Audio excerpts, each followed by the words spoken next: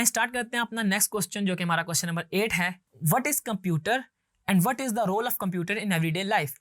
हमने देखा था कि कंप्यूटर बेसिकली क्या है। कंप्यूटर हमारे पास एक डिवाइस है जो एडिशन, सब्ट्रैक्शन या इसके अलावा डिफरेंट ऑपरेशंस परफॉर्म करने के काम आती है।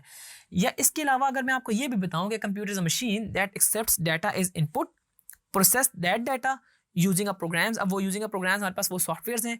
And output process data as information, और उसमें से हम आउटपुट ले लेते हैं। कुछ ना कुछ इनपुट है, उसके अंदर कोई प्रोसेसिंग हो रही है एंड आउटपुट निकल रहा है। हमारे पास एक पूरा का पूरा कंप्यूटर की वर्किंग को बता दिया गया है।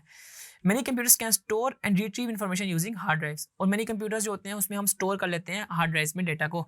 ठीक है, अब इसका जो कंस्ट्रक्शन है वो यही है कि it is compose of hardware and software. Hardware हमारे पास आपके सामने है और सॉफ्टवेयर हमारे पास हमने पढ़े थे डिफरेंट ओएस हैं, हमारे पास विंडोज़ है, लिनक्स है, इसके अलावा वर्ड प्रोसेसिंग वाला को भी हमने इस चैप्टर में काफ़ी डिटेल में देखा।